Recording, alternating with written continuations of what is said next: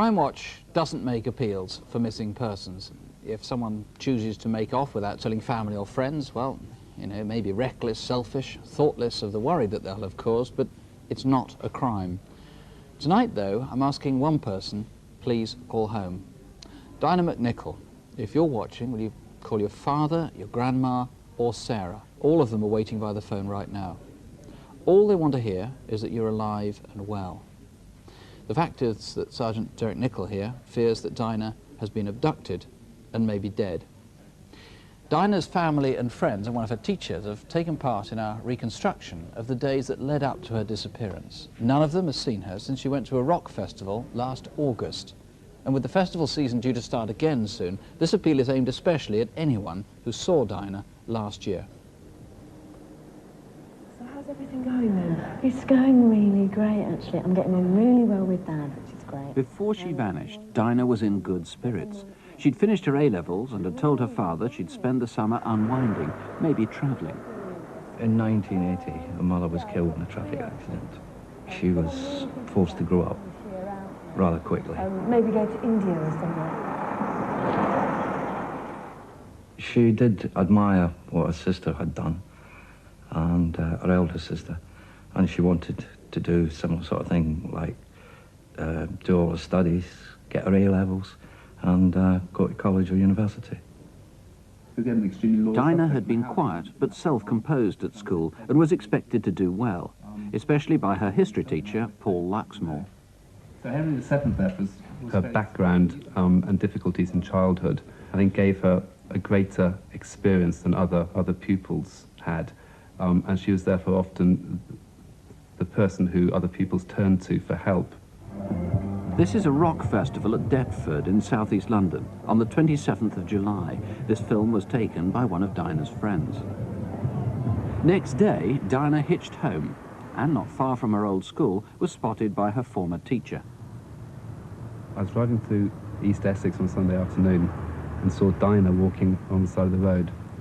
She was instantly recognisable as Dinah because of her hair and the clothes that she was wearing, so I pulled in and offered her a lift. I knew that she often hitchhiked and she was quite a long way from home, so it seemed to make sense to offer her a lift back. During the course of the conversation, I told Dinah that the following weekend I'd be going down to Chichester. She asked me if she could have a lift down. She was going to a festival in Liphook in Hampshire, which was nearby.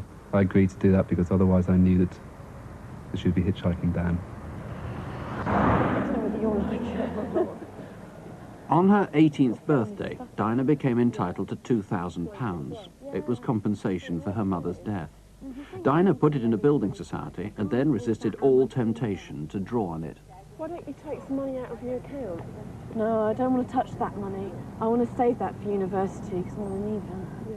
We'd spent a week at my nan's, Shona, Dinah and myself, and we'd had a good week doing things like playing crazy golf and going swimming and shopping. I dropped her off at High Barnet Tube Station after lunch on Friday. Oh, thanks for the lift. It's okay. And take care, all right? Yeah, yeah. Oh. I'll see you soon. Yeah, see you soon. And as I watched her go, I felt very protective and a strong feeling of love for her. And I thought about getting out the car to give her a hug goodbye, but I didn't. And that was the last time that I saw her. Next day, as arranged, Paul Luxmore dropped Dinah off near the festival at Liphook in Hampshire, where she'd planned to meet with friends. Oh, thanks for the lift. You're welcome. See ya. Cheers. Take care. I will. Dinah seemed to be perfectly happy and relaxed that day. There's nothing unusual about her. She seemed to be pleased to have been over with her exams and with her life ahead of her. She certainly wasn't the sort of person who'd be taken in by anybody. She wasn't gullible at all, and seemed to give me the impression that after going to the festival, she'd be going straight home afterwards. Dinah spent that evening chatting and listening to the music. Next day, Sunday the 4th of August, the Torpedo Festival, as it was called, wound down.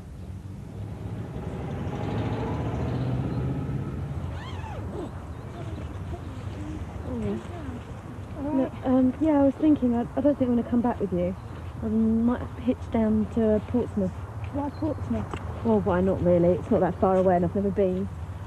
I'm going to leave my stuff here and I'm going to go off for a while. I'll see you back a bit later. All right, see you later. It was about 2.5 hours later when Dinah returned from her walk. Look, I'm sorry I've been so long, but as I said before, I'm going to hang around here as long as possible and then I'm going to hitch down to Portsmouth. So I'll see you in a couple of weeks or so. Dinah did introduce us to the man that she was with, but I can't remember his name. She did say that she just met him. He was in his mid-20s, about 5'9" tall, of medium build, casually dressed with wavy dark hair. Next morning, in nearby Greyshot, a villager remembers a couple who were walking down the high street. The woman seemed quite young and short. In fact, Dinah's only 4'10". The man was maybe 10 years older. Dinah's exam results arrived soon after she disappeared. She passed them all. She'd almost certainly get into university. There's no way she would not let us know that she was okay. And we really fear the worst. Derek Nicol, so do you, don't you? Yes, we do. We are treating this really seriously. The search we done earlier this year at Bramshot Common was undertaken by Hampshire Constabulary with over 100 police officers over a 3-day period. So as far as you're concerned now, this is effectively a murder hunt? It is. We can't call it a murder hunt at this stage because obviously we haven't found a body, but we are desperately concerned and we do feel that there is a strong possibility that something has happened to her. Now, one of the clues is that £2,000 that she got as compensation for her mother's death, that she guarded so carefully, all of that has been withdrawn. With the exception of about £100 odd, yes, it was withdrawn at 13 locations around the south coast between the 8th and the 25th of August of last year, as wide apart as Ramsgate, Margate, Havant, Brighton. That's all pretty ominous. Yes.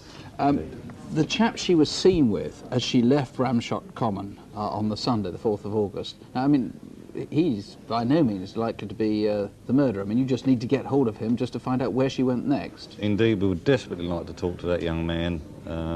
As you say, he may not be involved at all, but he will be the person that can give us a clue as to where she went if she left that festival site. He's 25 upwards, we think, 5'9", we think. We honestly don't know a great deal more about him. The only thing that is distinctive about him is that he was casually dressed at what was extensively a hippie festival, and that is the only thing the young girls that was with her can remember particularly. Just clutching at straws, just assuming that Dinah is still alive and just gone off somewhere. Maybe she's joined some sort of sect or something like that. We have looked into that. It is a very difficult area to look at, but from the character and everything I know about her and discovered from her friends, she is not the sort of person, they believe anyway, to be taken in by one of these sort of sects. She wore contact lenses, and actually she was very, very short-sighted, wasn't she? She was indeed. In fact, to coin a phrase, she needed glasses to find her glasses. So if any optician has seen her, again, it's a heck of a long shot, but I mean, there were -10 or -11.5. One was -10 and one was -11.5. Any other help that anybody can give? At the moment, we have no idea where she went or what happened to her after her friends left her at Bramshot Common. Okay, well, it was Sunday the 4th of August. Very, very hot time last year. If you saw her, please call us. Incidentally, if someone close to you is missing, don't call us. You might like to call the Missing Person Helpline, though, set up by the Susie Lamplugh Trust. There's the number, 081 392 2000, 081 392 2000. Coming back to the Dinah McNicol inquiry, the number here in the studio is 081 811 8181. Or if you think you know anything at all, you can try the Instant Room in Chelmsford. That's on 0245 542 120, 0245 452 120.